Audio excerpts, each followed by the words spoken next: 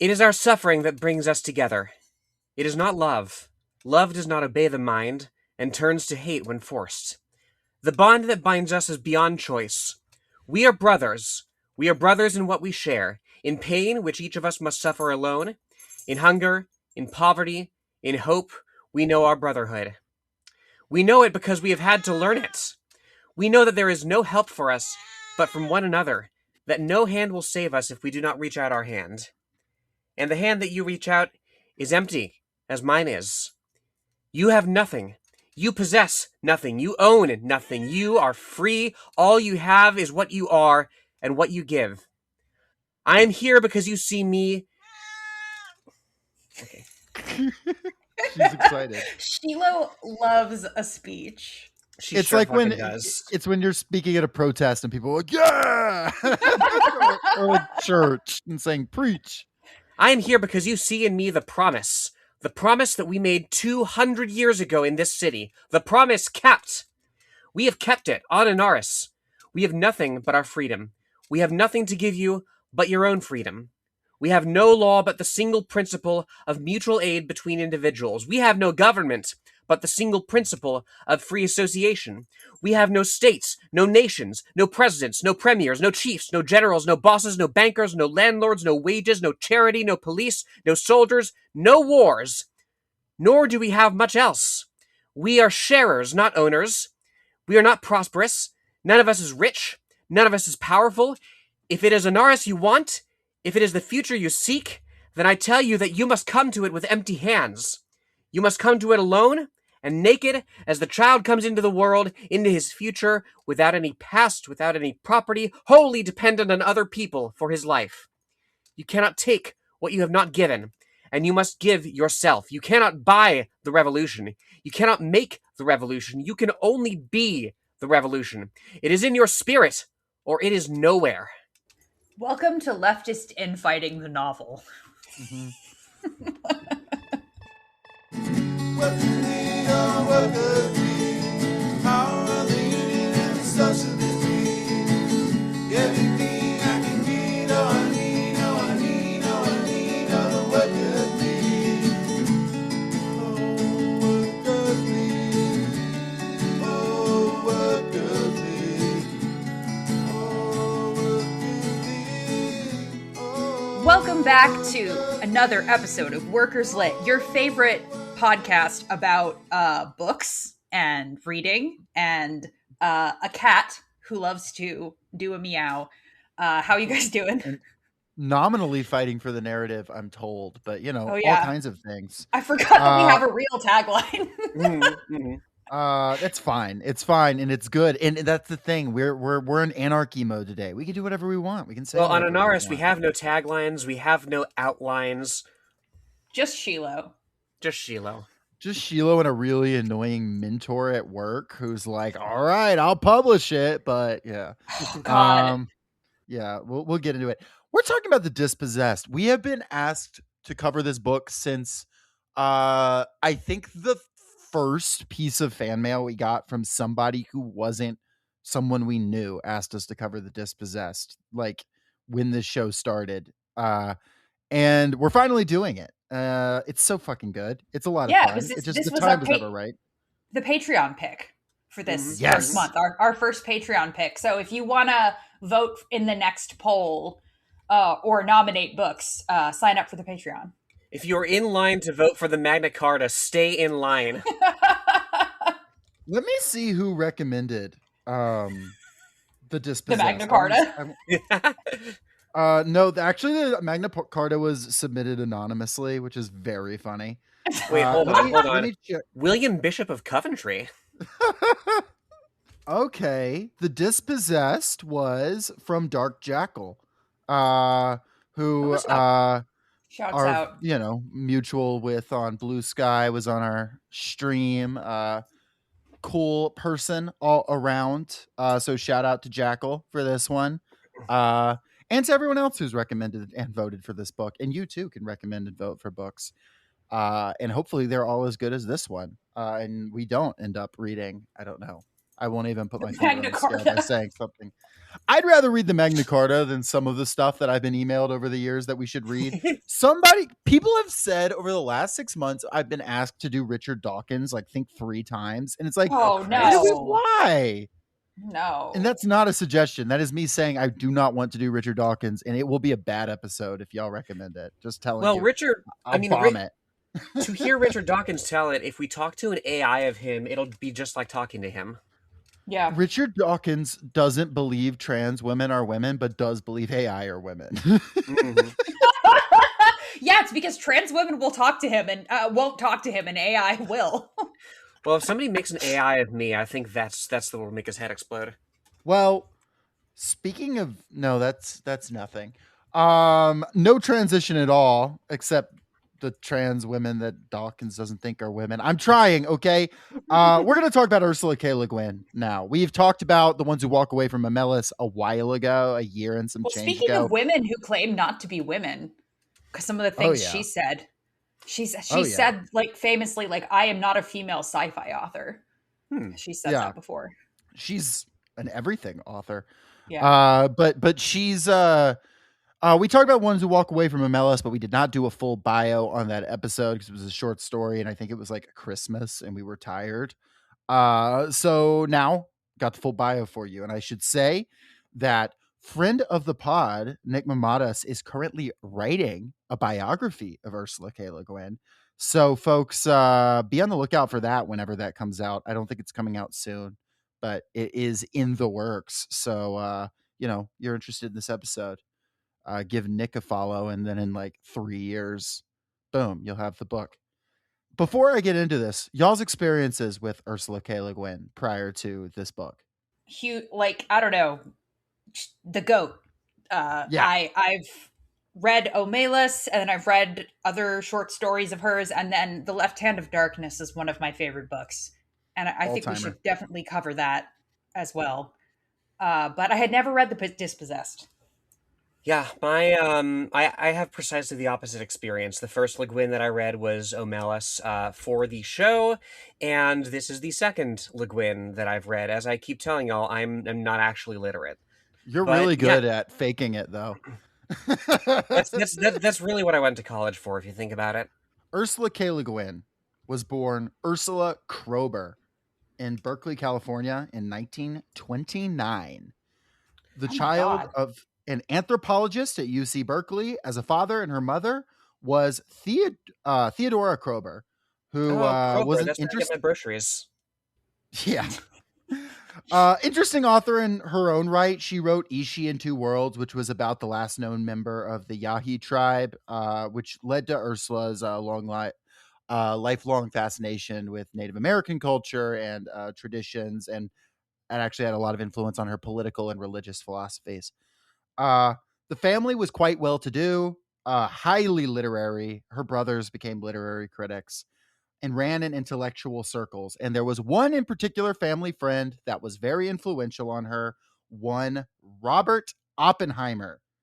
Oppenheimer would come over to their house when she was a kid regularly in her teens. And she says that Shevek's mannerisms are entirely based on Oppenheimer and the way he behaved. Wow. Who played her in the movie? She should have been in the movie. That would have been sick. It'd be like you know how in the Oppenheimer movie they had that weird Marvel moment where they mentioned John F. Kennedy. They should have done that. They were like, who's the teenage girls whose family you're visiting? Oh, her name? Le Guin. Ursula K. Le Guin, even though that wasn't her name at the time. She was into a variety of things, literature, but especially the fantastical. This was the era of astounding science fiction, but she was also really into mythology. As I mentioned, Native American mythology, which her mother was researching. Also, Norse mythology, she was big into that. She ends up and gets her BA from Harvard in Renaissance Italian and French literature, then a master's in French from Columbia. She gets a Fulbright to get her PhD in France in 1953. But on the boat ride over, she meets this dude, a historian, Charles Le Guin, who she marries within a few weeks and stays with forever. She decides, fuck a PhD. So she goes back to the US. So she gets a Fulbright to get a PhD and says, fuck it, I'm not getting a PhD, which That's rules. so cool. So she teaches French at Mercer University in Georgia, and then at the University of Idaho. She has 3 children from 1957 to 1964, and around the tail end of this, they permanently settle in Portland, Oregon. She begins writing during the period of her pregnancies. She says, though this had its difficulties, which, like, I can imagine so. Yeah.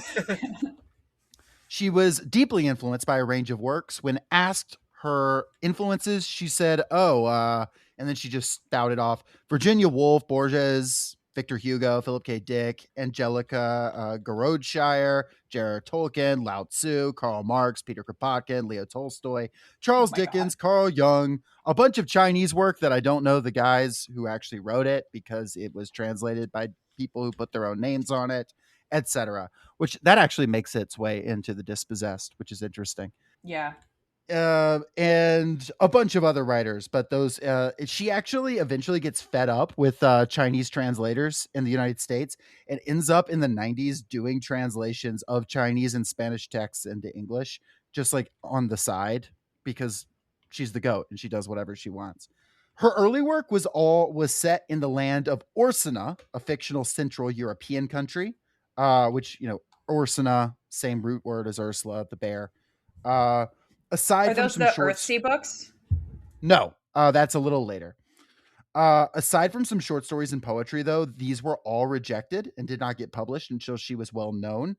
That did not stop her from writing 5 books in a row set in Orsina, and just kept getting them all turned down. She I also wish that began was my writing. hobby. Oh yeah, she began writing for publications like Fantastic Science Fiction and Amazing Stories, where finally she got some publications, and the worlds of Hainish and Earthsea were first introduced. Her first novel was Rocannon's World, 1966. It was a double published book with The Karchi Reign by Avram Davidson, which is not a very famous book. This was the beginning of the Hainish cycle. Now, that's a loosely connected lore about a bunch of planets in the far future. Of these, the Dispossessed is chronologically the earliest, though in the lore, they don't have faster than light travel yet, so there's not a lot of interconnection between the worlds.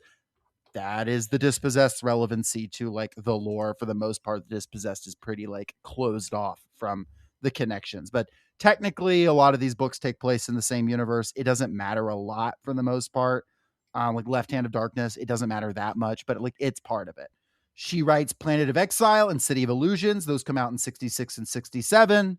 Nobody's paying any attention to these books. I mean, like, there's not even reviews of them written at the time. Nobody gives a shit. Then The Wizard of Earthsea hits in 1968. The story of a young mage named Ged, a school of wizardry, and a quest to right a duel gone wrong.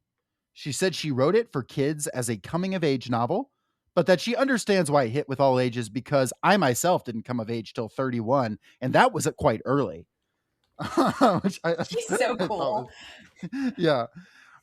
This was huge. I mean, it blew up, and it was followed by The Left Hand of Darkness almost immediately afterwards, about a planet where people have no fixed sex.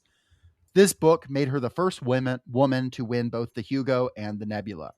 Let's go. She kept writing 2 more Earthsea books, more short stories, working as an editor. The Lathe of Heaven comes out about a disassociating god, snagging her another Hugo. In 1972, she publishes The Word for World is Forest, about an alien species fighting a guerrilla war against human imperialists, destroying their jungle planet. You can guess what that's about. It's 1972. Is this where we get Avatar? There's definitely influence, though. Avatar pulls a lot from, I forget the name of it, but it's like a comic book from like the 80s. But I wouldn't be surprised if those comics got influenced by Ursula. Avatar is just Dances with Wolves. Well, yes. Also Dance with Wolves. That's also part of it. Then 1974, The Dispossessed, which makes her the first author to win the Hugo and Nebula twice. It was originally a short story about a man who lives on a planet based on a Soviet gulag, who flees, goes to a rich capitalist planet, and is like, this is amazing and it sucks and I want to kill myself, and goes back to the gulag planet. However, She felt the whole thing just didn't quite work literary wise and point wise. She felt like it was like more of, oh, wow, capitalism is so bad, I'd rather live in hell. And then she was like, well, I don't really want it to be like that. That's not my point. My point was just, You're whatever. also sort of rehashing Brave New World at that point. Yeah. So she reads some Kropotkin and Marx around this time, and also has been reading some Dostoevsky. She is reading Dostoevsky's novel about anarchism, which is called Demons, which was translated into English with the name The Possessed. So there you go. Oh yeah, I can really feel the Dostoevsky in this book, actually. Oh yeah. Because Dostoevsky's books are just like a sad man walking around. After this, she wrote a lot of short stories, nabbing another Hugo for The Ones Who Walk Away from Amelis in 1974.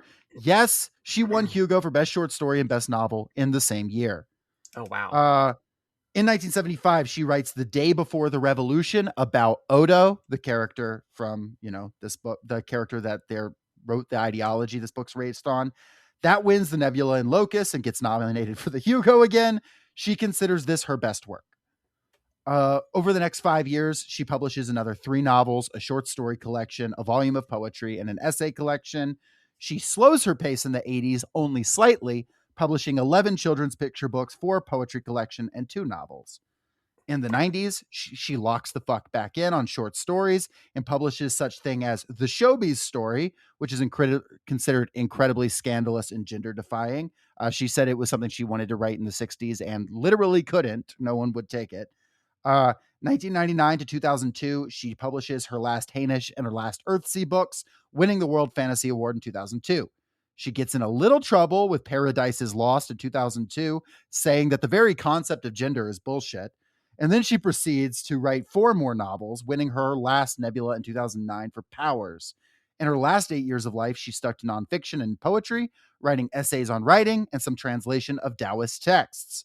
Her last publication is called So Far So Good, My Final Poems, and it was published 2 years after her death in 2020.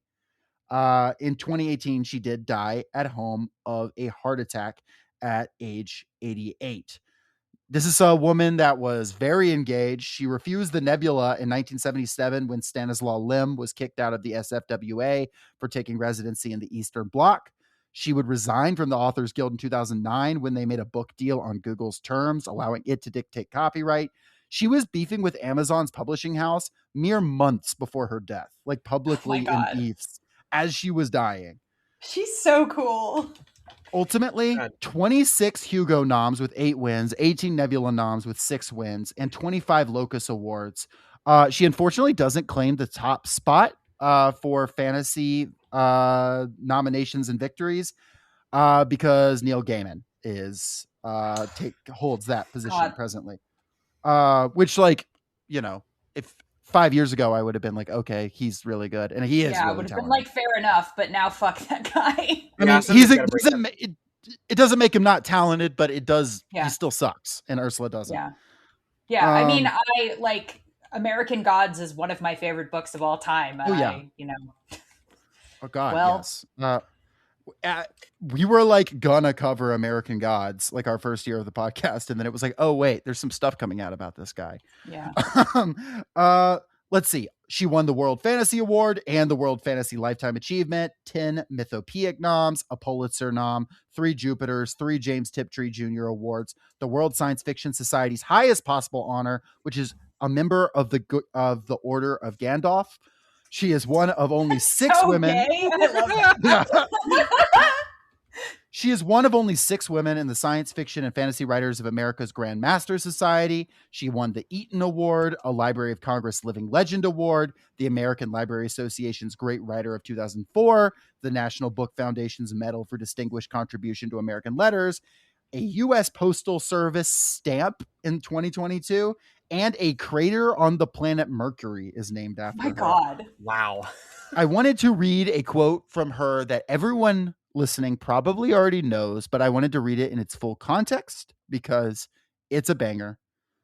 When she received the National Book Foundation's medal in 2014, her acceptance speech contained what might be considered the greatest bar in human history. Like I said, you know the quote. She's 84 years old when she's giving this speech. And I'm going to read the whole thing. You know one line from it, probably. Hard times are coming, which is interesting to say 2014, because a lot of people were like, woke is one. Yeah. When we'll be wanting the voice of writers who can see alternatives to how we live now, can see through our fear-stricken society and its obsessive technologies to other ways of being, and even imagine real ground for hope. We'll need writers who can remember freedom, poets, visionaries, realists of a larger reality. Right now, we need writers who know the difference between production of a market commodity and the practice of an art. Developing written material to suit sales strategies in order to maximize corporate profit and advertising revenue is not the same thing as responsible book publishing or authorship. I see whole sales departments given control over editorial. I see my own publishers in a silly panic of ignorance and greed, charging public libraries of an ebook 7 times more than they charge customers. We just saw a profiteer try to punish a publisher for disobedience. The writers threatened by corporate fatwa. And I see a lot of us, the producers, who write the books and make the books, accepting this, letting commodity profiteers sell us like deodorant and tell us what to publish, what to write. Books aren't just commodities. The profit motive is often in conflict with the aims of art. And here we go. We live in capitalism. Its power seems inescapable, but then so did the divine right of kings. Any human power can be resisted and changed by human beings. Resistance and change often begin in art. In our art, the art of words. I've had a long career as a writer, and a good one, in good company. Here at the end of it, I don't want to watch American literature get sold down the river. We who live by writing and publishing want and should demand our fair share of the proceeds, but the name of our beautiful reward isn't profit. Its name is freedom. This is the speech she gives, and then she sits down. This is the speech she gives when she's getting her Lifetime Achievement Award. Her Imagine own having Lifetime to Achievement. go up and make a speech after that. But when we needed her most, she vanished. And this is like the cap of her career, basically. Like, this is like, Mhm, here's mhm. your Lifetime Achievement Award from the American Society of Letters. And she's like, fuck the publishing industry. Fuck Yeah. She's so capitalism. cool. When you're 84, you can pretty much say what you like at that point. You know, Mm. when you have your entire illustrious career behind you. Yeah, I thought we lost her a lot. Like, I thought she died in like the 90s or something, but no, she was around like halfway through Trump won. Well, the last thing I'll quote from her, just, because I think our audience will get a kick out of it. 2004, The Guardian. I have no great opinion of that woman J.K. Rowling's writing style. When so many adult critics were carrying on about the incredible originality of the first Harry Potter book, I read it to find out what all the fuss was about, and I remain somewhat puzzled. It seems a lively enough kids' fantasy, crossed with a school novel, decent fare for its age group, stylistically ordinary, imaginatively derivative, and ethically rather mean-spirited. And then they asked, well, do you think J.K. Rowling stole the idea of a wizard school from you? And she said, I hope nothing in those books could be connected to me. She's so cool. Oh my god, I knew the morally kind of mean spirited thing. I remember her saying that. But that last bit I had no idea about. Like, yeah, rip to a real one. This was shortly after J.K. Rowling had been asked, are you influenced by like what authors like influence you or whatever? J.K. Rowling was like, I don't really have any authorial influencers. So I think Ursula was like, shit, JK. I think Ursula was like pretty pissed about that. She's like, what are you talking about? Ursula's over here, the goat, and she lists like 20 people off the top of her head real quick and like could go on for another hour. Mhm. Like, and then J.K. Rowling with her book, like, oh no, it's just me. I never put a pen to paper before I wrote. Like, fuck you, come on. Well, and the ultimate liberal fantasy, right, is that like any sort of like talent, any sort of skill, any sort of creative product springs fully formed, like Athena from Zeus's forehead, right? Regardless of your circumstances, regardless of your influences, some people are just better, and like, in at least in Rowling's ideal world in 2004, Rowling, the best you can do is be nice to like those less talented than you. Right. Yeah, And JK, stop egoizing. Yes. And in that same vein, I say that not just to bring up J.K. Rowling, though that's funny to do, but like also because Ursula K. Le Guin is this example of like, how do you become great? Is this understanding of the context in which you are great and Mhm. the people that make you great. And when she's like actively dying, she's fighting for authors to like have rights to like write what they want to write and write weird shit and get paid for their work. And she's like that's what it actually means to be a great artist. And like, we can honor her as an individual, and we will, and we do, and she's fantastic. But she's also great not by herself floating off in space.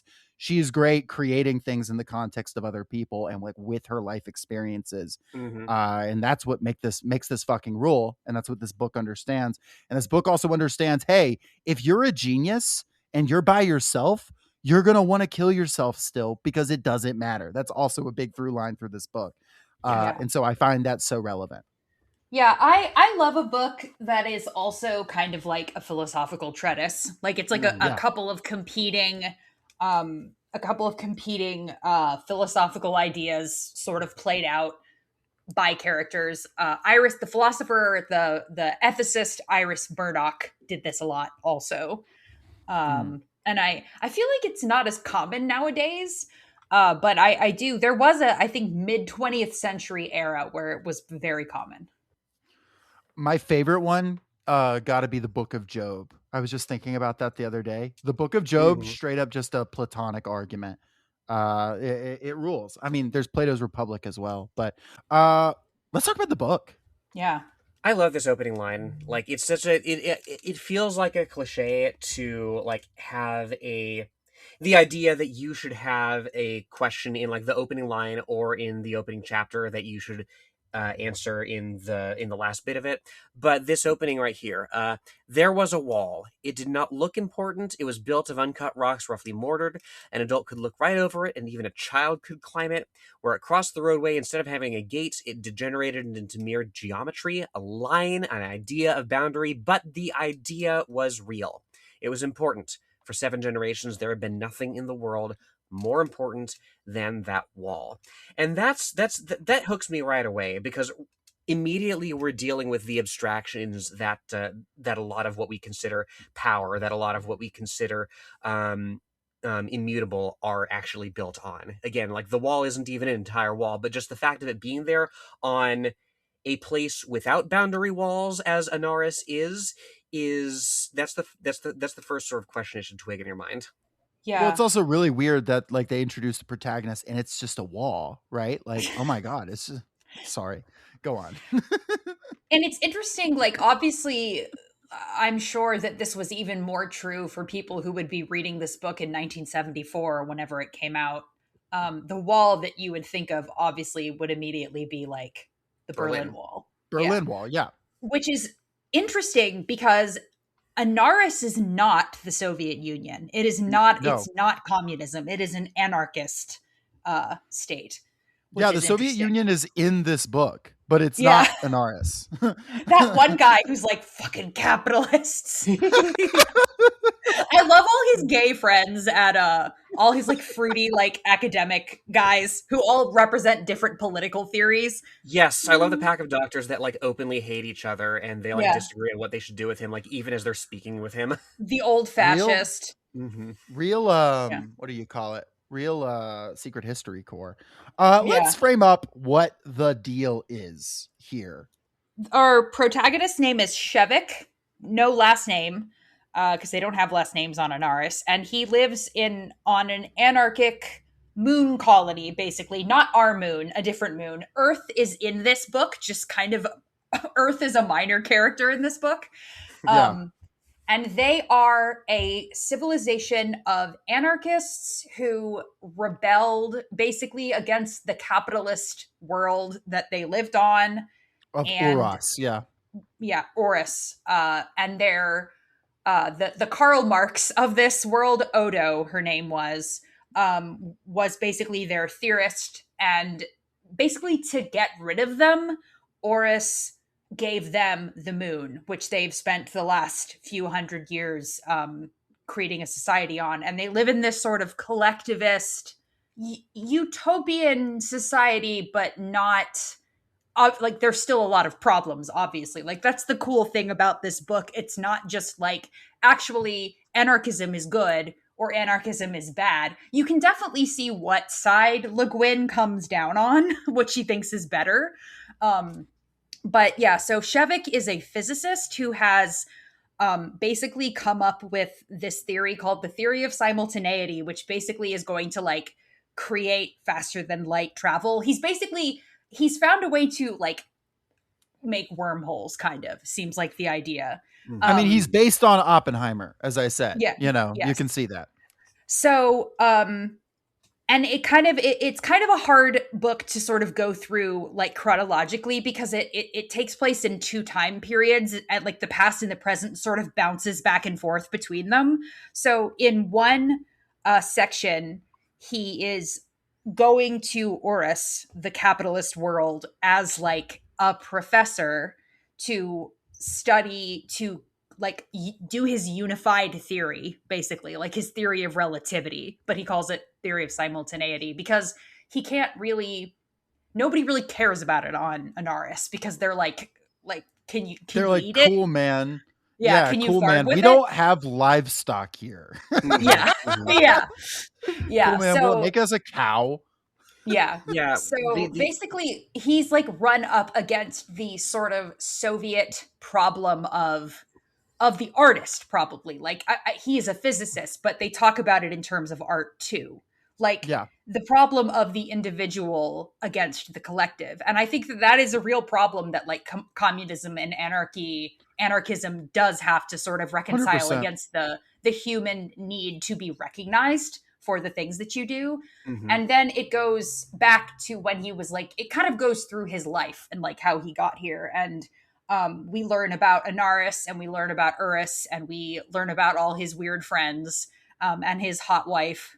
I mean, to be clear, this is a woman that was friends with Stanislaw Lem, right? That she would have been familiar with. I'm sorry, we covered the book Roadside Picnic, the Strugatsky brothers. Yes. Like she would have been familiar with that work. You know, this came out just this came out while she was writing the book, and we know she was reading Eastern European literature. In fact, I didn't get into it, but she got in trouble a couple of times for for some of the literature she was for being too based. For being too based. Basically, yeah, I would say if you're conceiving of Anarres, when we say anarchism in this case, we're not talking about anarchism in some kind of like epithet sense. It is anarchism in a very like anarcho-syndicalist. It would be the term that you would use. It is there is no property. Everything is by free association. There is not a state that can be coercive in any way, but there are agreed upon systems that everyone does. People work communally. It is essentially Conquest of Bread. What Peter Kropotkin lays out in Conquest of Bread, they're doing it here. And even to the point of, to Jacob's Anarchy Corner, Bakunin and Kropotkin were beefing, right, in the late 19th century. Not really directly, but just like kind of, the way these literary queers do. I don't know that they were gay, but they were gay. You know what I mean? Spiritually gay. Yeah. Writing about anarchy is gay. And so is communism. It all is. The Peter Kropotkin was basically making the argument that Bakunin was very like, we have to smash the social order and take what currently exists. And Kropotkin was like, it was famous for saying, the capitalists say, you're going to seize all my stuff. We'll make better stuff. That was what Kropotkin said, basically. Yeah. Kropotkin's argument was, we don't need to take your shit. We'll make better shit. Right. I mean, that's a simplification. Conquest of Bread is like 300 pages long, but that's a simple, and that's what they're doing, right? They are going and like, we're going to make better shit. It just happens to be with a lot less resources. The place that the Dispossessed eventually comes to, I think, is like, you cannot bring anarchism/communism to a place. The people of that place need to bring it themselves. Like you must build a communism for yourself, which I think is, I think I agree with that. Yeah. I think, should we go through this chronologically, or do we want to go chapter by chapter? I think it's easier to go like start to finish chronologically the story. Yeah, chapter by. Well, and also like it's as we touched on before, like the odd chapters are basically the present, and the even chapters are everything leading up to chapter 1, right? Yeah. And and they're laid out that way. There's a reference, I think, to the not the artificiality of the progression of time, but the way that, as Shevik would tell you, okay, like linear time is one way of perceiving the world, but also like things happen simultaneously. If you perceive it through like a different dimension, right?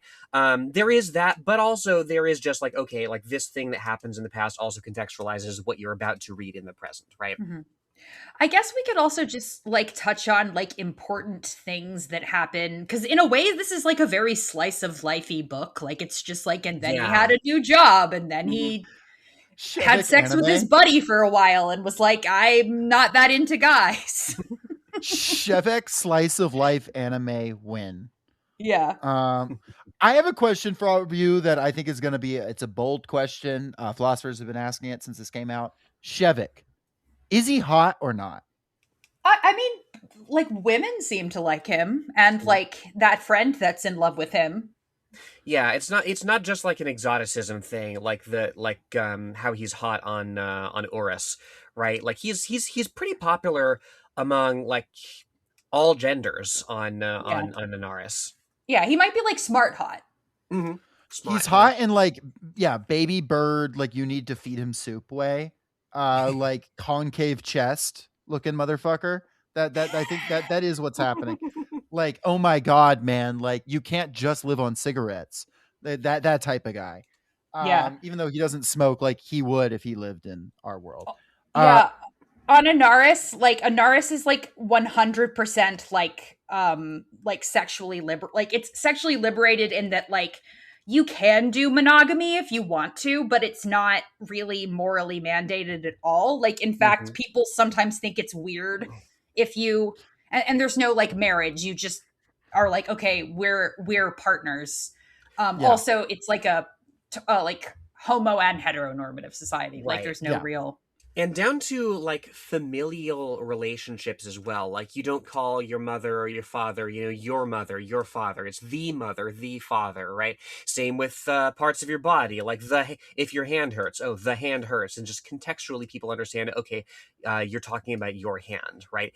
It's fascinating how deeply Le Guin has gone in and altered the lexicon to pretty much remove, except in very extraordinary circumstances, any concept of possession, except from free and mutual association, right? There isn't even a word like in Anarres's language like to fuck, right? They say copulate all the time because it's something that two people do, right? The closest thing to like, oh, I fucked somebody, I had sex with somebody, means like to rape. Yeah. Yeah. Because they would see that as the same.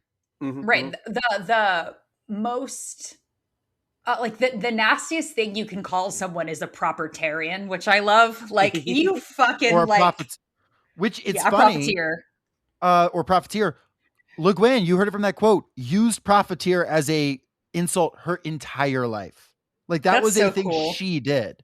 She would be like, you fucking profiteer. There's a bit like in chapter 9 during the like fucking dinner party where like Shevek is talking to a guy who's like he's explaining like his like scientific theories basically, and the guy is like, oh well, labor theory of value, what if I just like spent all my time building a statue of poop, is that worth anything, that canard, right? And he's like, yo, you're spoken like a true profiteer, and the guy doesn't even know he's been insulted.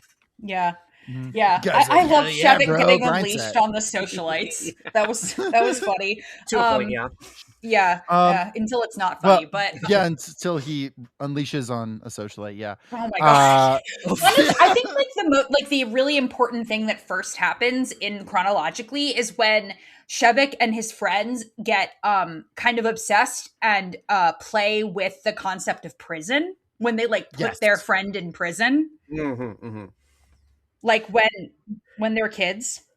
Yeah, because they're like, okay, what is forbidden? Well, kind of nothing, right? Because that the kids are overseen and they've got little dormitories, but like they're not really forbidden from doing anything. So what is taboo in a world where there is no taboo is creating restriction, right? So you have this whole like situation where like the kids are laughing and one of the kids are like, what if he has to crap, and he's laughing, and they're like, they've locked this kid underneath the staircase. Well, And the they're like, kid "What-" is like, the kid is like, I want to be locked Yeah, under here. the kid's into it. Like, yeah. And then he says, "What's so funny about crafting?" And then he says, "I thought, what if he can't see in the dark?" And then they're just all cracking the fuck up. Like this concept of, oh, like what if you have this unpleasant experience that is inflicted upon you? Not really, because the kid asked for it. But like the kid does give up his autonomy in the sense of, you can leave me in there as long as you want. And they keep him there for 2 days. Yeah. Yeah, the way that you sort of reinvent taboos and like conventions from first principles in this society is fascinating to me, because there's that they're like, okay, like maybe we shouldn't like confine somebody in this way from a very early age, and they learn it through what I imagine is quite a trauma. There's also a bit midway through the book where it's like, yeah, like the medical system on this world is like, okay, people sort of look down on you if you're sick and you seek help, because like sickness is rare in the first place, because like the society, when they moved over from the previous planet, didn't even bring like measles. Like disease is unheard of, but like if you get there's a sort of eugenicist bent here where like, okay, if you get sick, it's because of some inherent flaw in you that like it's not worth our time to diagnose. But people do tend to grow out of it like as they age, because eventually, like the deterioration of the body does become unbearable. It's the mindset of children. That's the thing. The kids aren't automatically perfect Adonians. The people who came to this planet were spiritual believers in like seeking the fucking Utah with Joseph Smith and Brigham Young style, but like, not like that. Well, actually, that's the bad analogy, because there was Native Americans in Utah. But like the idea of they are like on a religious pilgrimage, essentially 150, 200 years ago, whatever it was. They land on this planet and they have been working to survive on this desolate rock that has like very little fauna, that has very few animals, that has a thin atmosphere, that doesn't have great oxygen, that doesn't have great agriculture, that it's too cold most of the time. They've been working at it. And these kids, they're raised and they're taught the stuff. Like I said, they're taught the language and everything, but there have been flaws in how they're taught it. They're taught it in this sort of strict way that's not living with conditions. It's become kind of dogmatic, and which is kind of inherently against the thing. It's not flowing properly. This is a thing that we see, or have seen at the very least, in socialist societies, specifically the ones that have failed.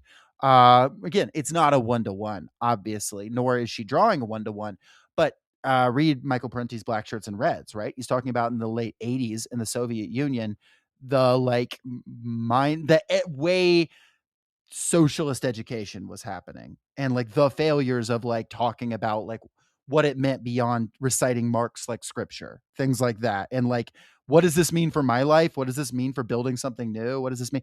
Like there were a lot more failures than that. But there were deep failures in that kind of thing. This is a thing that it has to kind of constantly be fought against. Right. And that's like things are being Shevik's whole renewed. thing throughout the book. Yeah, Shevik he is like, is a social reformer. Yeah, he's like, we cannot stagnate, because like we are kind of recreating, because there is still like, there's no laws, but there's still like social pressure. Like Right. there's a whole section where one of their friends, Topvar, no, maybe it's a different friend, one of his friends, who you learn of, like, he's one of the younger ones. He was the one who was like pretending to be, he like puts on like a weird dress and is like, give me money. He like pretends to be like Tyrion, who writes like kind of a subversive like sex farce play, basically. And it is seen as like pro-profiteer kind of. And he basically gets like driven insane by people rejecting him. And not getting it. Yeah, because he's not pro-profiteer.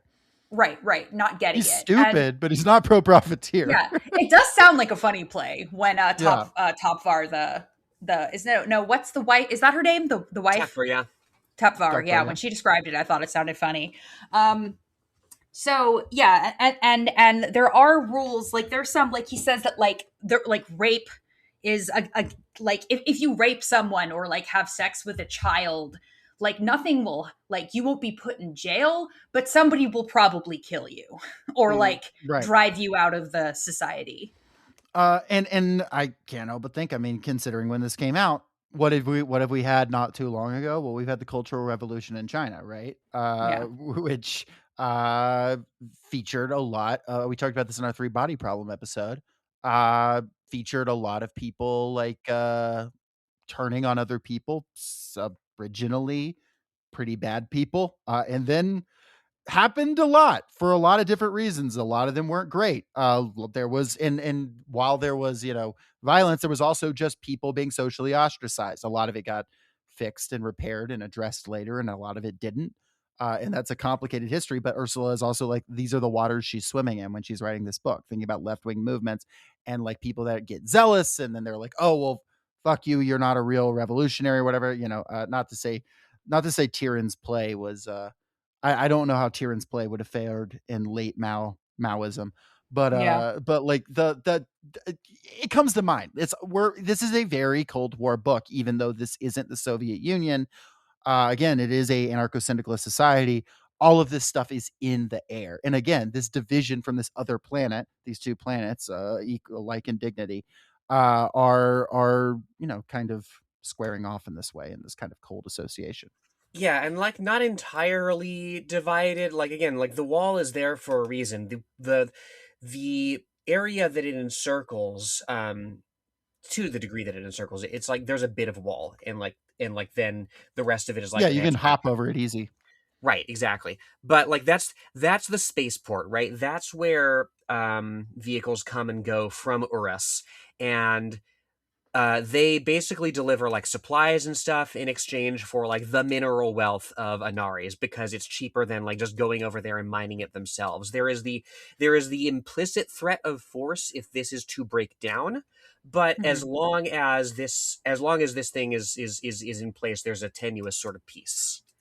Also, like you see like top, like you see Shevik, like the time that he like tries to use Odonian principles to convince that girl to sleep with him. Oh yes. And then 2 pages later, you get the guy who's like, "Are women bourgeois?" Yeah, there's our women bourgeois guy. That guy was really good. Let me He's let me like, see if see if you can find the quote. women, Vocep said in the truck depot in Tin Ore, Southwest. Women think they own you. No woman can really be an Odonian. Odo herself? Theory. And no sex life after Isaiah was killed, right? Anyhow, there are always exceptions. But most women, their only relationship to a man is having, either owning or being owned. You think they're different from men there? I know it. What a man wants is freedom. What a woman wants is property. She'll only let you go if she can trade you for something else. All women are proprietarians.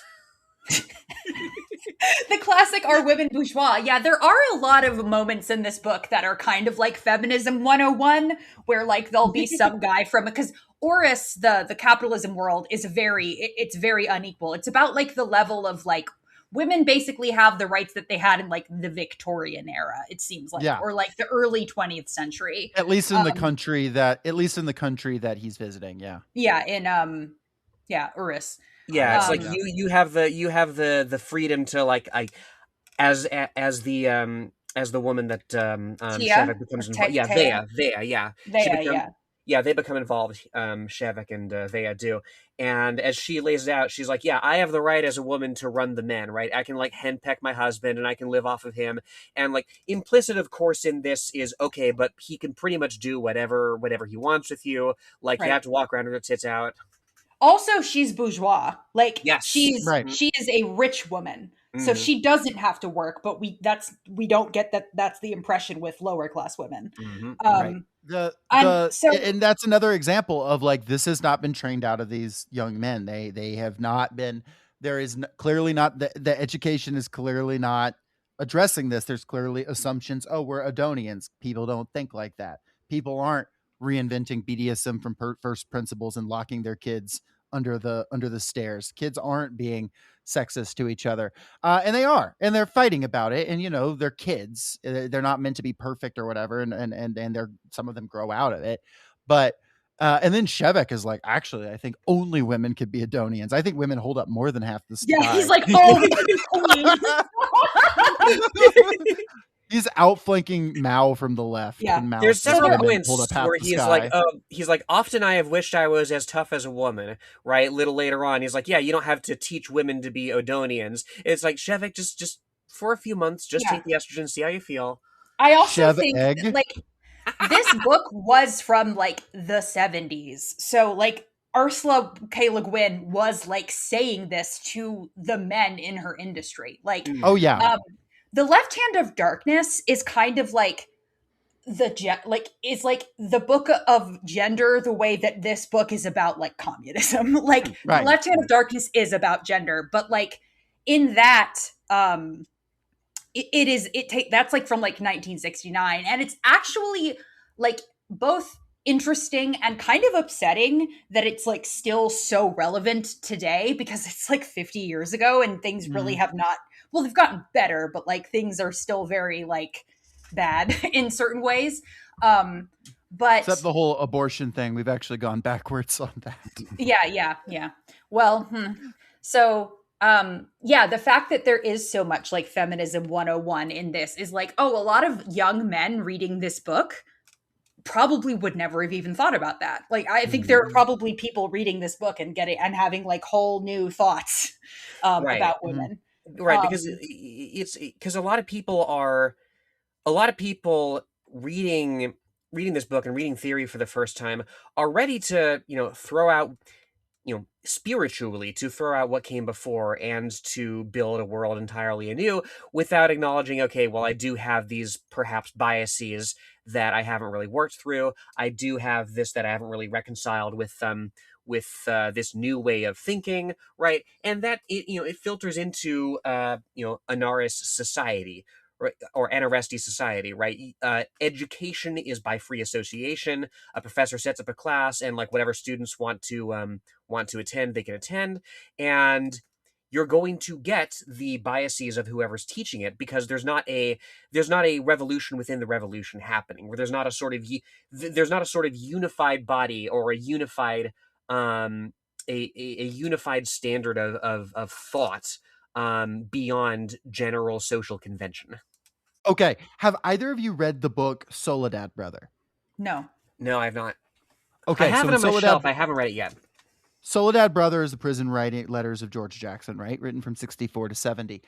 We're talking about very committed leftists, very committed, in his case, communist versus, the anarchist here, with problematic takes that have to be beaten out of them. There is a great like duology, like back-to-back letters from I think like 68 and like from 1968 in that book, where he's like, yeah, I'm just like not sure women can be like proper Marxists and revolutionaries. He writes that in 1968. And then the next letter is, he goes, got a visit from Angela Davis today. I changed my mind. Let's go. She kicked me in the nuts repeatedly. Yeah, no, he like literally was like, yeah, so I got yelled at and I deserved it. And respect for putting that in the book, being honest about that progression. And, you can imagine a guy who gets arrested at like, I think 17 years old and spends the rest of his life in prison could have some problematic beliefs. I can see how that happens. And it's the same, but like, I wanted to make that comparison of, it's like Ursula K. Le Guin is dealing with that exact same thing. There are these chauvinistic tendencies that you're not absolved of it for having good politics, and have a society of good politics would not automatically get rid of these things. There is a reason that Karl Marx says that there is socialism and then communism, and that you don't push the communism button immediately because you have to build communism. Yeah. Your mileage may vary on whether you believe that's actually possible or whether that's utopian, but that was the idea, right? That's the concept of scientific socialism. And it's happening here. That's the entire book is realizing that. The entire book is, yeah, we're kind of recreating elements of a state. It's fine. Like, it's better than like the mass killings happening over the capitalists, but like, we are repressing some people's ideology even through stupid shit. And we are like, that is a constant thing throughout this book. And I respect the hell out of it, because Ursula K. Le Guin is does identify as an anarcho-syndicalist, and she's like, yeah, and this shit would happen if we did that. Like, I Mhm. respect the hell out of that. I like the conversation midway through the book that Shevek has with his buddy. They're talking about Tyrion, who wrote the play, and his buddy is like, "Yeah, you know, Tyrion got like committed to an asylum and like went permanently mad there, right? They just locked him up, you know, in a way that we're not supposed to lock people up for his beliefs." And Shevek, you know, he's fully bought into what they're doing on Anarres, and he's like, okay, well, have you considered that he might have done this and this and this? Like, nobody goes somewhere that they're not forced to. And his friend is like, well, look, like it's there is, again, there is a way that people can have choice stripped from them without, you know, without it being enforced at gunpoint, right? Right. Mhm. Well, and also like the kind of the next big thing in Shevek's life is also like endemic of this, which is like when he comes up against that guy who's in charge of the physics department at his college. What's his name? That asshole. Sable. Sable, right? Who is basically Shevek is like writing a whole new kind of physics that is very different than like Savel's physics. And Yeah, because he's like an basically adjunct Savile, now. yeah, anything that Shevek publishes, Savile needs to approve. And he very clearly has it out for Shevek. And because there is no technically like hierarchy, and Savile is not like officially more senior than Shevek, but there are people at the printers, for instance, Mhm. who trust Savile and have a relationship with him. So like there is this sort of like internecine like personal issue that he has no recourse for. Like there's no higher authority that he can go and say, hey, this guy is blocking my research because of personal animus. And that is also a problem in a society like this, because a more manipulative person or a more charismatic person or somebody who just happens to have more friends than you could like, elbow you out of the way. And that's kind of what happens to Shevek for a long time. The guy starts like stealing his ideas. Right. And Which what is where- literally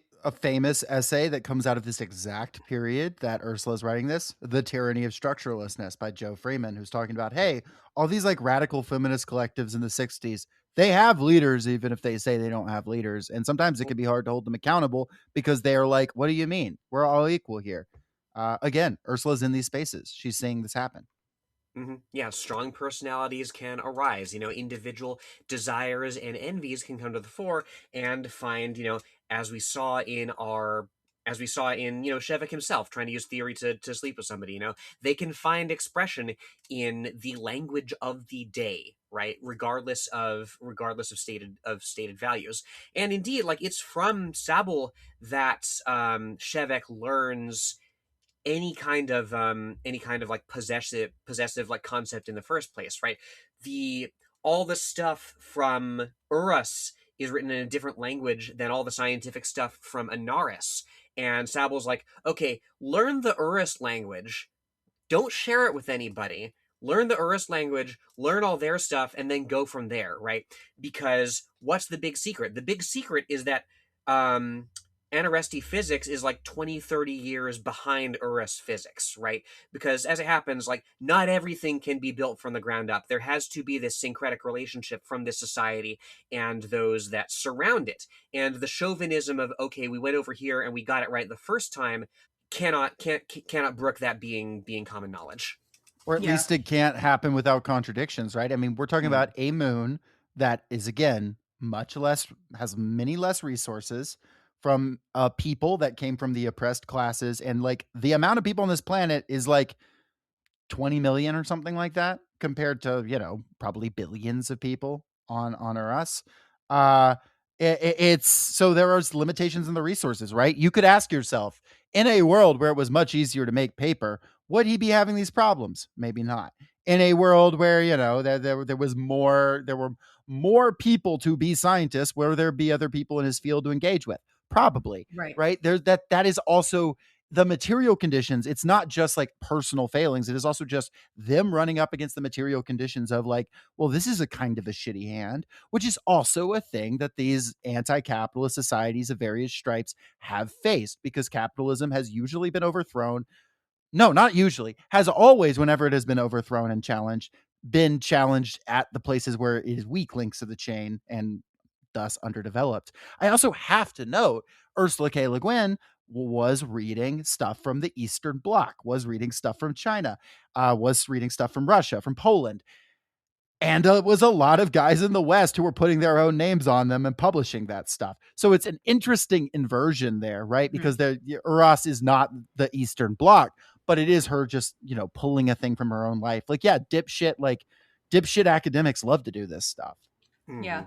And then a couple of things that I like, I don't think they're like hugely important to the plot of the book, but I think that are just like interesting to point out is like, yeah, he reconnects with one of his old friends who is a gay guy, and they just sort of get together for a little while, even though Shevik is like not super attracted to men. He's just like, oh, he likes me. I'll just try it, whatever. And it doesn't last for very long, but then they're still like besties afterwards. I thought that was extreme. I was like very surprised by that being in a book from the 70s. I probably shouldn't have, because like the Left Hand of Darkness is also very gay, but they say decad a lot, which I think is like 10 days. It's like, yeah, we like sucked each other's dicks for a decad and then we moved on. What's that between friends? Very shades of in Melusine shades of this, right? Because they got septads that are used exactly the same way. Contextually, it might mean a week, it might mean X number of years. Yeah. He sucked dick for 10 years. And he wasn't gay. Yeah. He's just that much of a real friend. Such cases. Flashback 2, and we can cut this if we want to, but Flashback 2, one of my favorite podcast episodes of all time, which is the If I Were You podcast, now no longer exists, but somebody wrote into the If I Were You podcast to ask Jake and Amir and Bo Burnham, who was on the episode, and they asked, hey, my friend is gay and I'm not sure if I'm gay, and my friend was like, can I give you a blowjob while you watch porn? And I'm like, should I do it? And they were like, why not? It's always been one of my favorite episodes. They're like, what's going to happen if like he puts it in your mouth and you're soft? Like, then you learn you're not gay? Like, whatever. And Shevik is living that reality. Yeah. And then he meets this woman who ends up being his partner, like life partner that he has like kids with, Top Var, who seems really cool. And she, like, they have a very, very functional relationship for, like, and again, I'm like, the way that family is portrayed in this book, especially for a sci-fi book of the time, as being both good, like, they have a very positive family relationship. Like, he takes, like, great, like, strength and love in his family, but also, like, he doesn't really ever feel like restrained by them, because in this society, like, they can have time apart and it's not considered like a failure or anything like that. I just really loved this portrayal of like kids and a wife at home. Like, it just felt very equal. Like, it didn't feel like, like it felt like the ideal Anarresti partnership. I thought it was really cool. Yeah, exactly. Sometimes a famine hits, and then you got to be away from your wife for a little while.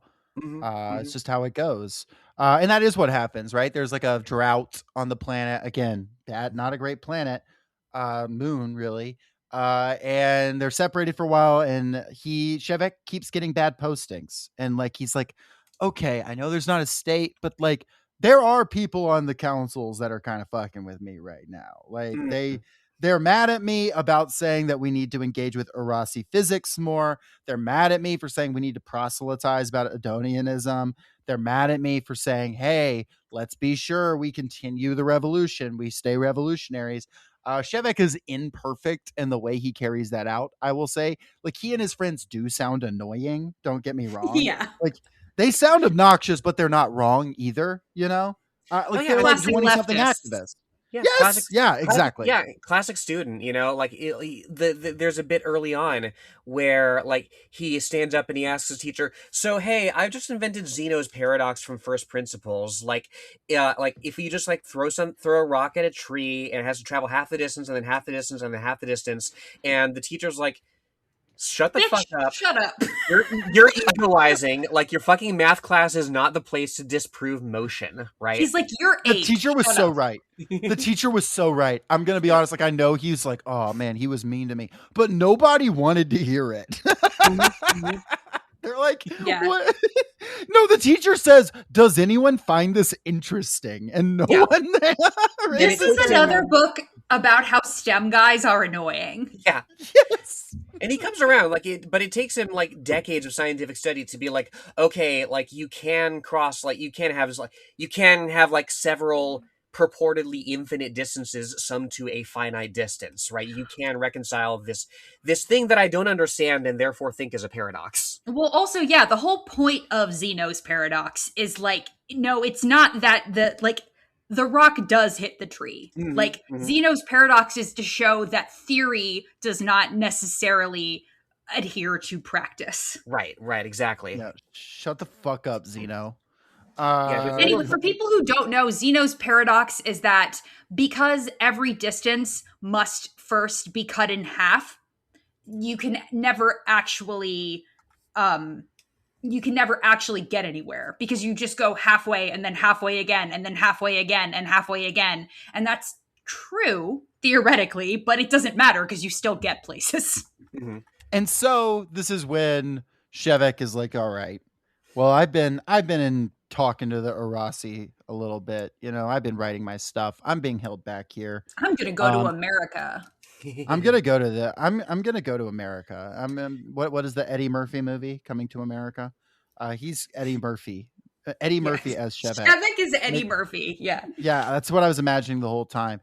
And to be clear, he is not going to Uros as like I'm converting to capitalism or whatever. No. Like he remains an ideological Adonian. He thinks they're right, but he also is like, hey, we're fucking up, and also like we need the stuff they've got over here. It was also an anti-isolationist book. Like, is Shevek the first Dengist? Shevek's Southern tour of AIO. Dengist boy. That's good. Oh god, that one's literally just for like, Right, because he writes his like theory of simultaneity and it wins some like big prize. He wins like the Nobel Prize in physics or whatever. They give him a shitty little cube. The prize is a cube. I love that. The prize is a cube that's like the size of his palm, and it's like, yeah, that fascist guy gives him a cube. The fascist guy, like with whom he finds out he's been beefing with him by proxy for 20 years through his teacher. Yeah. So he goes to Uros. He gets on the spaceship that comes every so often for their limited trade they do. A lot of people are mad at him. They're throwing rocks at him and shit. But he makes it out. Yeah. And he flies to Uros.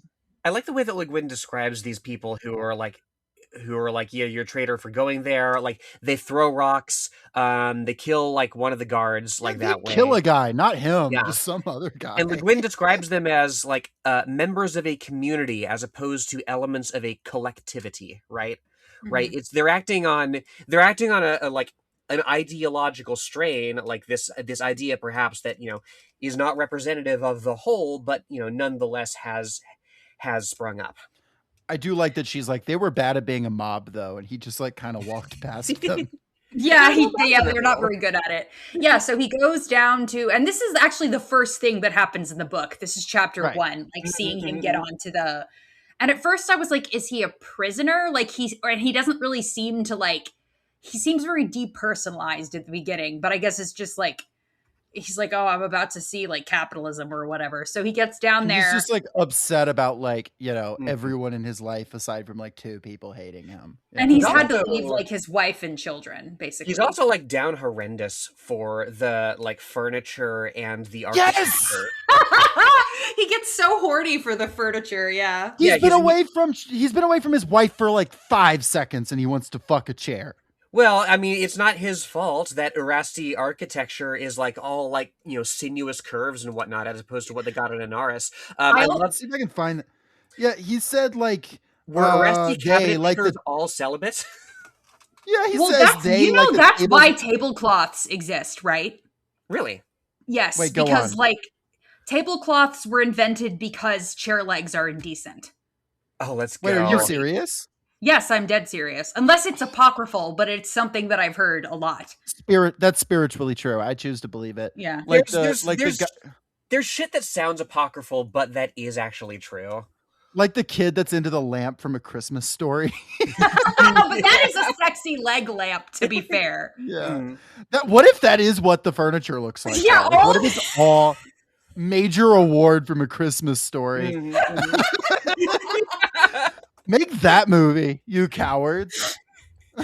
He goes the and he- whole time they're He leg goes lamps and meets in the like background. one of the doctors, and it's just like Ralphie's dad. I literally think it's also this is also funny to me that like the doctor asks like the guy who's like treating him because he has to get like vaccines and shit to go down to Anarres so he doesn't get like turbo Or to Uras. yeah to Uras so he doesn't get like turbo flu or whatever. And he like they're talking and he asks like why are there no women here? And like everybody always thinks he's asking for a prostitute, but he's like, where the women at? He's like, why is it all men? And the guy's like, oh, do you treat men and women the same on? And Shevik thinks he's asking, do you fuck men and women the same? And he's like, well, we use all the parts or something. He's basically like, no, we do it in the pussy as well. It'd be a waste of good equipment. Yeah. Yeah, he says it.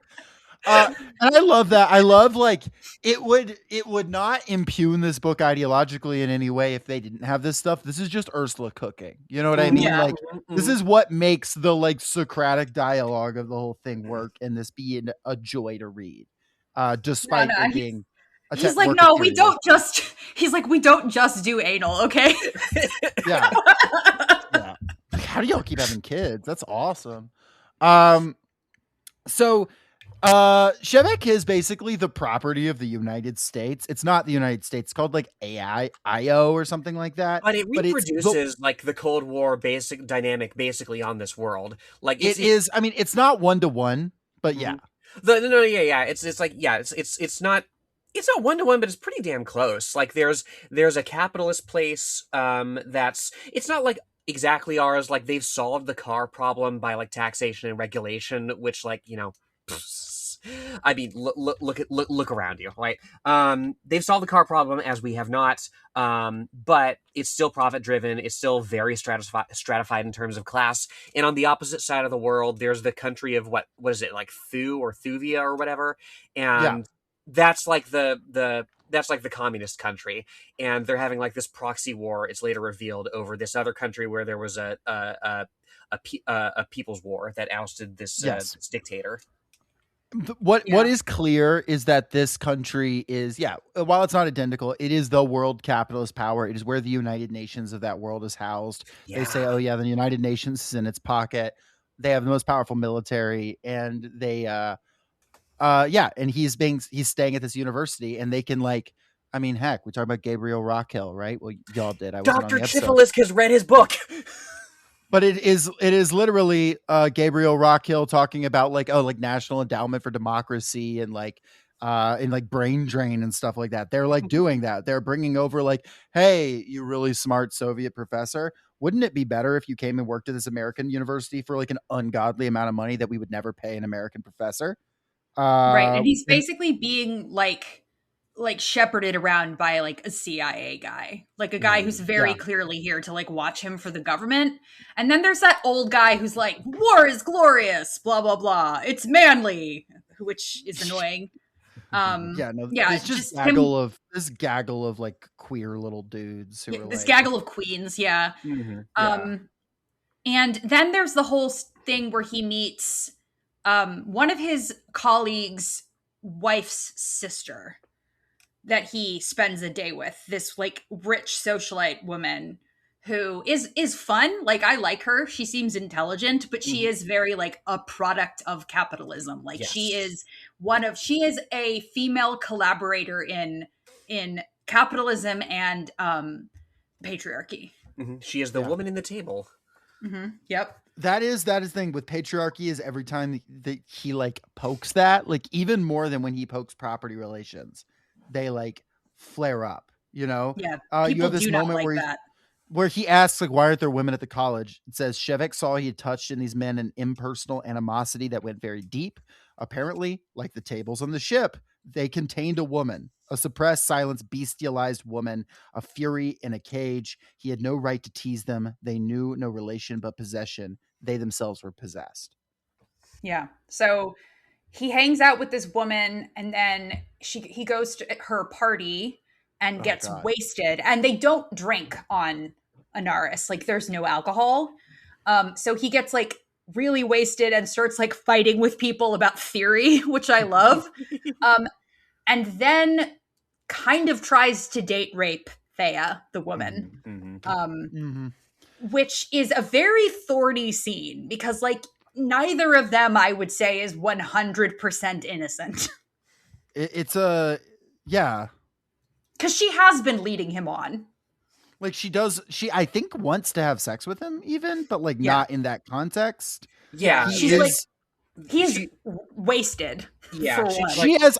You could argue they have gotten him drunk too. Like they are like they know this man doesn't drink. But he does assault this woman. He does like come on her dress without her consent. Like that happens.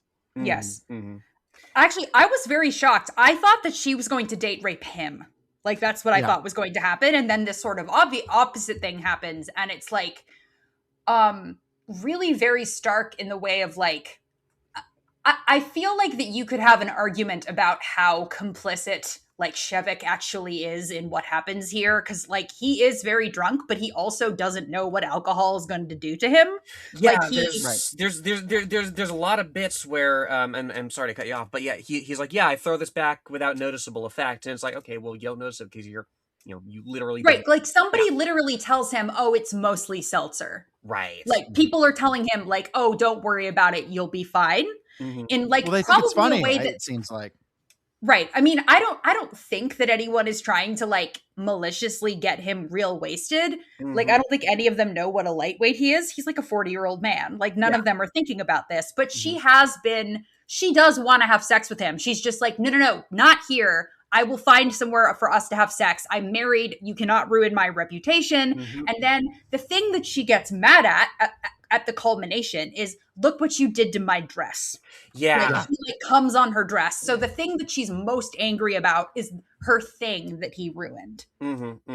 I think there is a reading of this, I think, where like she expects an encounter like this at some point, right? She expects to be overpowered in some way, just because of like how women in her class position are treated and brought up. But there is some manner of convenience that she's nominally able to wring out of it, right? And that she doesn't hear.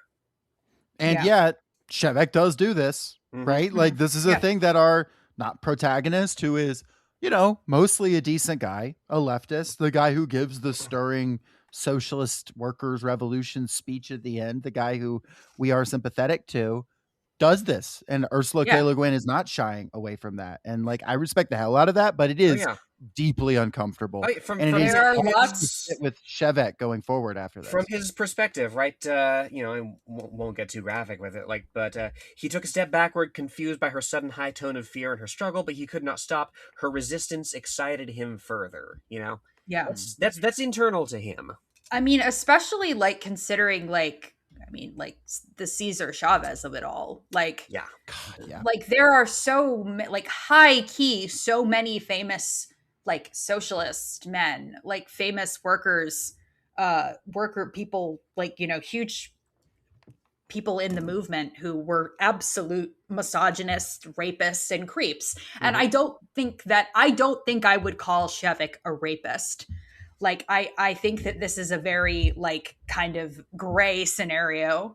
Don't cancel me for it, but, like, I mean, it's written to be. It's written to be, like, he was being taken advantage of, but also, like, this is just like an element of, I think that this is an interesting thing that this book comes back to a couple times, like in the whole like women are bourgeois thing, and like the man saying it's because they have children. Like there is this sort of like element of it that I'm not sure how I feel about, which is like no matter how utopian your society is, there is always going to be some sort of tension between men and women just because of like physical reality, and how like women are often less strong than men. Like not always. I'm often stronger than a lot of men because I'm just like a large person.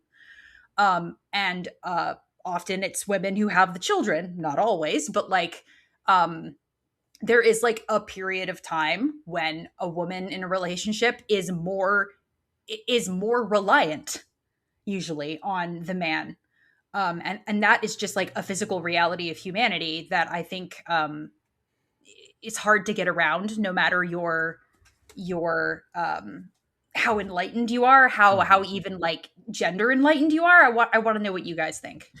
Well, that's what we encounter with Shevik's mother Rulag, right? Mhm. Who is like attached to him in not to a greater degree even than his wife, right? It's considered weird in this society to get very attached to your kids beyond like toddler age, basically. But that's what Rulag does. Circumstance divides her from the rest of the family, and it engenders in her like a real protective streak, not just of him, but of Anarres society writ large, right? The bit I'm reminded of the bit on page 110 here. But as one gets older, one needs certain reassurances that aren't always entirely reasonable in order to go on at all, right? You do catch these feelings that aren't rational, but that nevertheless, abundance and the forbearance, in your culture, such as like there can be a unified culture on Anarres. You run into these things that your society just can't provide, right? And that you have to work around or address. It's as true for Rulag and Sabul as it is for 21 Jedi. I mean, Le Guin is also understands that while the class struggle and the struggle for women's liberation and sexual liberation and all kinds of stuff are linked, they are not the same thing. 100%. It is not the exact same thing. There is a sort of a there is like a gross reductionism that can be done by people on the left, that when we say class struggle is like the primary struggle, that is not saying that racism, sexism, homophobia doesn't matter. They are tied to class. The class structures exploit them. However, if tomorrow you were paid the wages you deserved, even if everyone was paid the wages they deserved, and you had democratic control of your workplace, yeah, there would be a lot less power to be sexist, but people could be sexists as individuals. And that would be a problem still. That would be bad, right? And so that is also a thing we're dealing with. I don't, and I mean, like Ursula K. Le Guin is someone who has, I mean, like I was reading about like one of her first short stories she ever published, funnily enough, or articles she ever published. Funnily enough, she published it in Playboy, and Playboy would not let her publish under her name because they were like, well, we can't let people know like a woman wrote this. Yeah. And she Like, regretted for the rest of her life that she like published that article. She was like, I should have just told them to go fuck themselves. And like, she regretted that for a long time, but like she wanted to get published. She was new. Also, The Left Hand of Darkness takes place on a world where everyone is he, even Yes. because they're a race that switches back and forth between sex depending on the time of the month. Like their biology just goes back and forth. And I've read this somewhere. I can't remember where. I couldn't find it. So take this with a grain of salt, like when I went back looking for it. But I remember her saying, reading somewhere, that she wanted every person to be she, and they would not let her because they said nobody would read a science fiction novel populated by she's. Which then becomes even more interesting to me because of the book Ancillary Justice, which came out about a decade ago and is about only she's. And I think that Ursula K. Le Guin wrote about it too. She So- would have loved the lesbian futurism genre. Maria Ying comes to mind. She writes pretty extensively in that. We'll do Hades Calculus at some point. She would have loved The Matrix, a sci-fi story in which everyone is a woman. They don't all know it yet, but they are. I love the like everybody in the Matrix is trans theory. That always makes me happy. But Okay. you see as well, like, and I'm not going to dwell on it too hard, but you see this inverted in the very next chapter from when we meet Rulag, Shevik's mother, for the first time, right? Shevik is transplanted into a society that has an entirely different incentive structure, in that there is a incentive structure at all tied to money and status, right? And he's not like unproductive in the society, but he's less productive than otherwise he might be, because it's in service of some pursuit of status that is fundamentally to him totally artificial. Like the title doctor is not even, they don't have doctors on Anarres, they just have people who do physics. He is, which I'm kind of concerned about Anarres's like standards of like who gets to prescribe things, but that's why I'm not an anarchist. Yeah, they but straight up say, yeah, this isn't terribly efficient, but what are you gonna do? Yeah, they could improve on it, which Ursula realizes. Another thing he's doing is he's trying to preach his message of Adonianism, or at least sympathy for Adonianism, and just nobody wants to hear it. And it's not that they're being mean to him about it. Some of them are, but it says, like, for example, he was surprised no one was censoring him. And he says, he talked pure anarchism. They did not stop him, but did they need to stop him? It seemed like he talked to the same people every time, well-dressed, well-fed, well-mannered, smiling. Were they the only kind of people on Earth? It is pain that brings men together.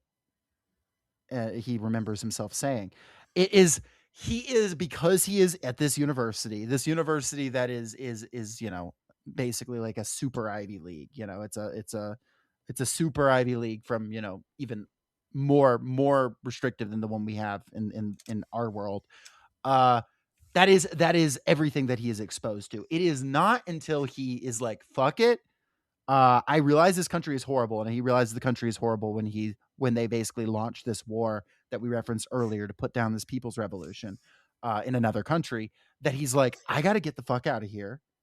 And I got to meet like normal people that I can share pain with, that I have some connection with beyond science. He is more similar personally, in personality and intellect, to these scientists. He is more similar in mannerism, all of it, to these other guys at the university. And yet they have not worked. They have not sweated. They have not bled. They have not been hungry. They haven't had genuine hardship. They have a completely different understanding of the world than he does.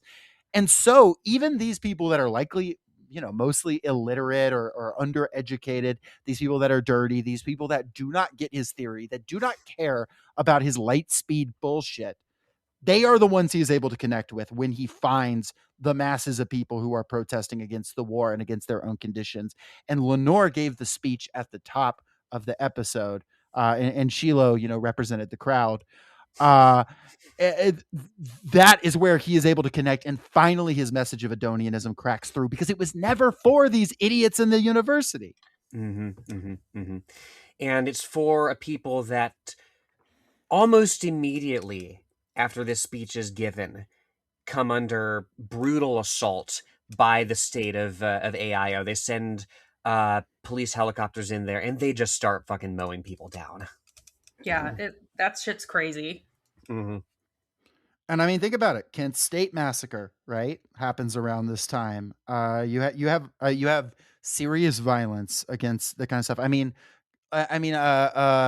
Le Guin was in living memory of, like, the bonus protests of the World War I veterans that got mowed down by American hero Douglas MacArthur's troops in the streets of Washington, D.C.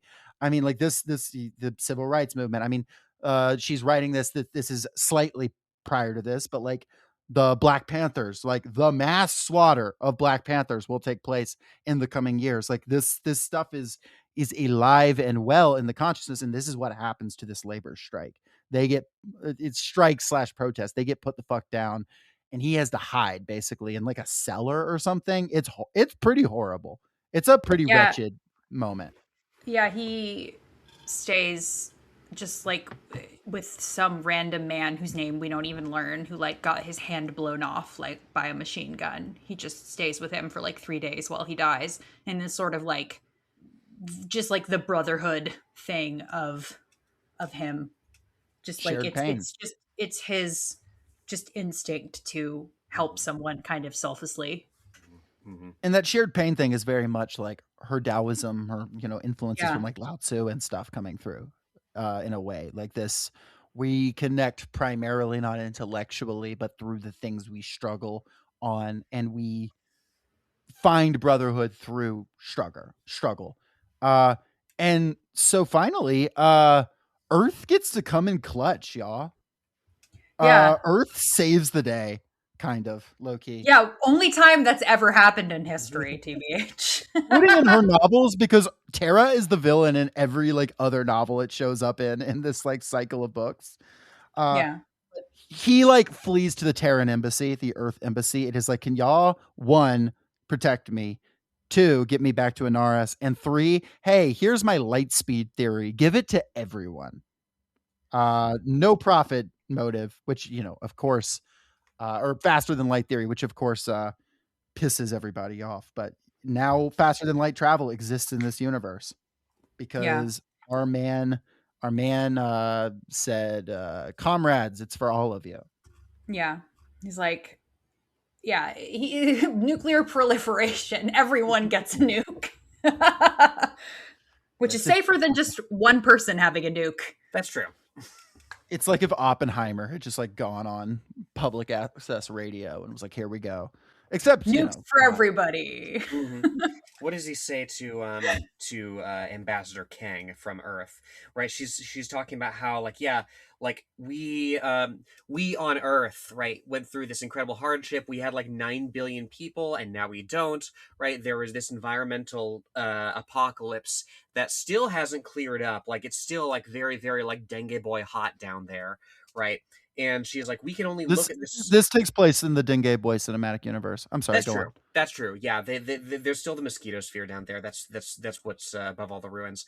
And she's like, yeah, we basically had to be like District 13, right? Total rationing, total like every ounce of fuel measured down to the drop, like absolute regimentation of each life toward the goal of racial survival, racial in the sense of human race, of course. And she's like, yeah, we can look at we can look at societies more more utopian, more of a paradise than ours. We are capable only of admiring it and maybe envying it a little.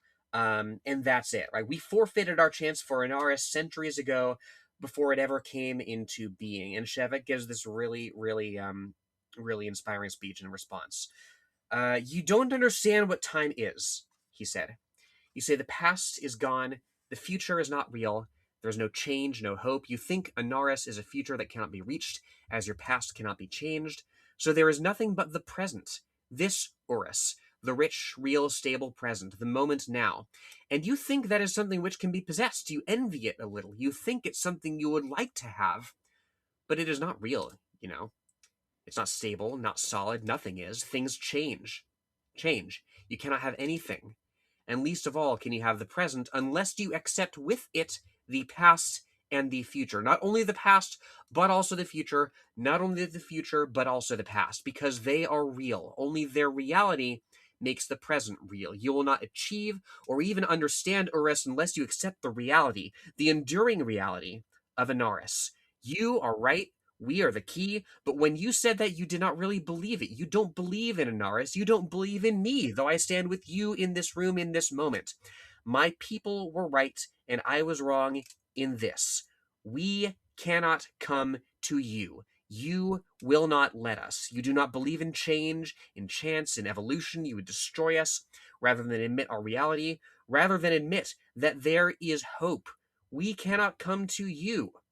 We can only wait for you to come to us, right? You can look at a society that seems to be getting it right, that has its difficulties but seems further along than yours, that has things that you don't, and you can either be like, okay, well, our society is hopelessly backwards, our people hopelessly miseducated, uneducated, undereducated, our ruling class totally entrenched, despite their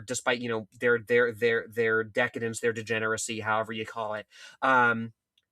Or you can accept, okay, like the revolutionary context that that this other society exists in is not my context, could never be my context, and exists in the context of the past of that society that probably sucked and had problems. As a great woman said, we exist inside the context of everything that came. I can't even remember it. It's like the most drunk aunt thing ever. Fell out of a coconut tree, Ursula K, in 1974. Literally, Shevek is like, do you think you fell out of a coconut tree? It is me crossfaded as fuck at the like cookout drive-through trying to explain dialectics to the guy giving me my milkshake. Like, listen. It's like, oh boy. I got a note too, like there's you can interpret the speech how you will, but like there is an element of like a society's got to do it itself to an extent.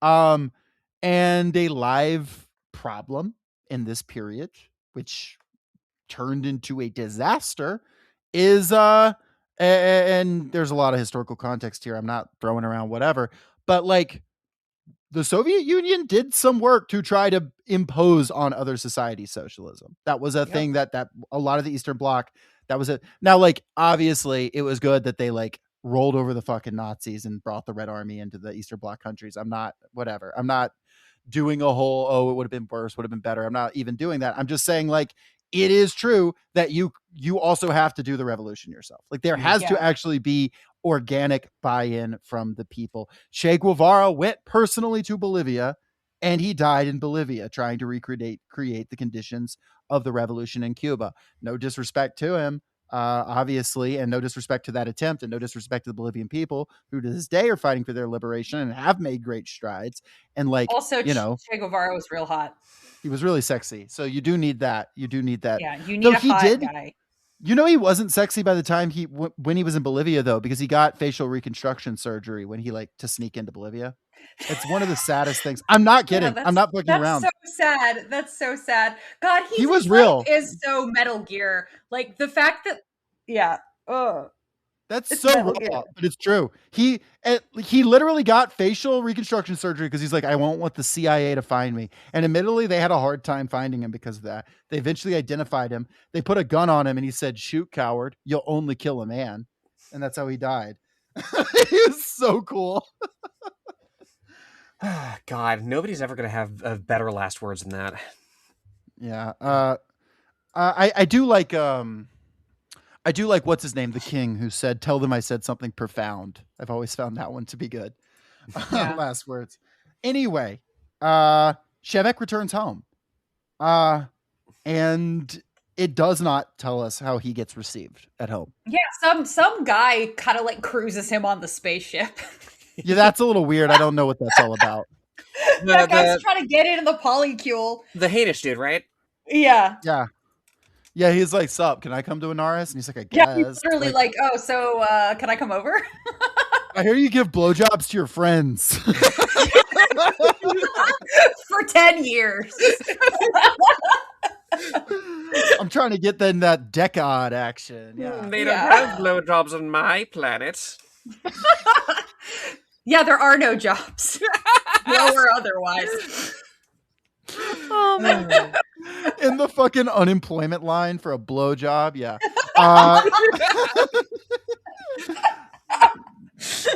Yeah, breadlines and headlines. There's only blow solidarity on Anarres. Yeah, that's exactly.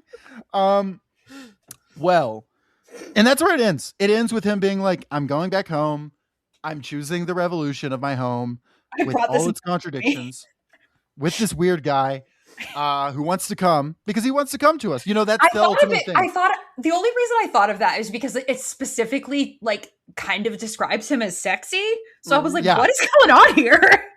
I think it's just because he's Hainish and like Ursula K. Le Guin thinks the Hainish people are sexy because they are. Yeah. Like, I think that's just like Ursula's own being like, and this is hot, by the way. This hot guy was there. Yeah. Yeah. But like, yeah. Or maybe it's her being like, if you embrace Anarres, you too can be like this guy. Hot. Yeah. You can get a blowjob. You too can get a blowjob from a mid-scientist. There's lots of people who have gotten like middling head from joining a leftist reading group for sure. That's true. Like a lot of sort of like mediocre dome. That's true. That's a good point. That's a really good point. So, make of that. I'm just saying there's never even been mediocre head from joining a fascist group. That's all I'm saying. That you're not even, you might get middling head. I maybe someone can do a scientific study on the different tendencies and how good of head they give. We'll have to get into that. We cannot start being like, our bit cannot be do fascists give good head. We cannot talk about this. No, I'm not talking about fascists. I'm talking about like Maoists versus Leninists versus Social Democrats versus anarchists. Who's giving the good? You can't let a fascist group exist as like a control, even as like a control group or whatever, right? It's not a control. Yeah. It's not a control group. I'm saying that there's no dick there, and I'm saying that the head game and the other groups. We're just gonna have to look into it. That's all I'm saying. Once there's a revolutionary government here, we'll look into it. The Tricontinental Institute for Social Research. I know y'all have a lot on your plate. Cancel Becky Dippershot. God, he's never gonna come back on the pod.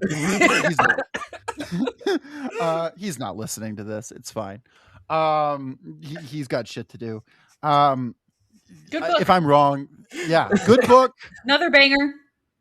Book. He comes back to it's at the end of chapter 4 that that's the first indication of going about with hands empty in preparation for the revolution, right?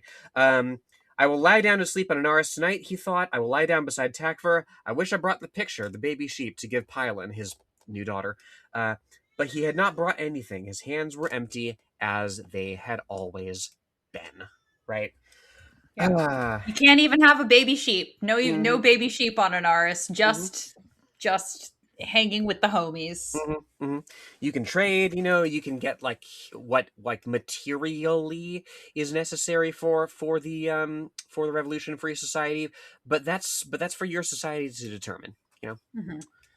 I'm sorry, I'm in a goofy mood. They don't have trade on Anarres, but they do have trade. If you know what I mean. Okay. Yeah, that's why that Hainish guy wants to come. They do know what prostitutes are. Like, they have the concept of being a profiteer with your body. Yes. Yeah. Okay. Well, if you want to be a profiteer with your body, that doesn't make sense. But give us money on Patreon. That doesn't make sense because that's the opposite. I think we're the profiteers in this case. Yeah, we're the profiteers with our bodies. Not a lot of profiteering yet, but it will be a lot. Because think about that. We can all buy one fancy sandwich. Yes. That's the case. And we would love to buy more fancy sandwiches.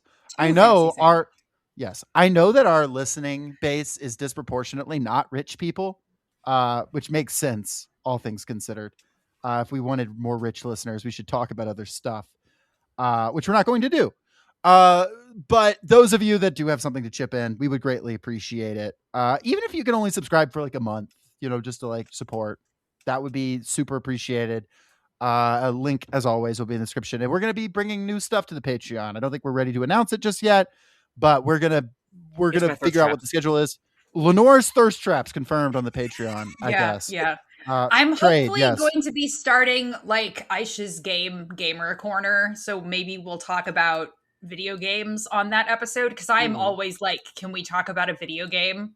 I do. Yeah, let folks let us know if that's something what you think of that, what kind of interest you have with regard to that. Like narrative video games, like Disco Elysium, like Pathologic, like Kentucky Route Zero, stuff like that. Yeah, that's something we talked about doing on here, and that'd be a great way to incorporate it. I want to bring back Cookie Clicker.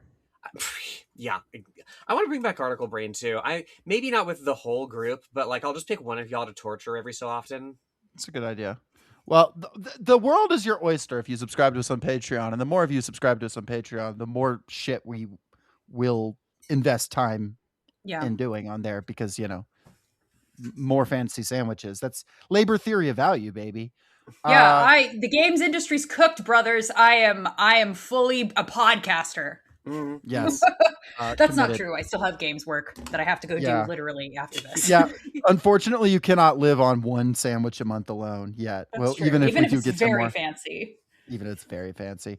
Well, folks, fancy sandwiches on Anarres versus the mediocre but proletarian sandwiches of Anarres. Whatever you're eating right now, Which will we you appreciate. choose? Yeah, which will you choose? And regardless, we appreciate you for listening to Workers Lit. And We'll let Shiloh sign us off. no, I know what it is. I know how we can sign it off. I'm gonna I'll say read a quote one more time, not the whole thing. Just to quote the GOAT one more time. We live in capitalism. Its power seems inescapable, but then so did the divine right of kings. Any human power can be resisted and changed by human beings. Peace, y'all. Bye, guys. Take care. Hey,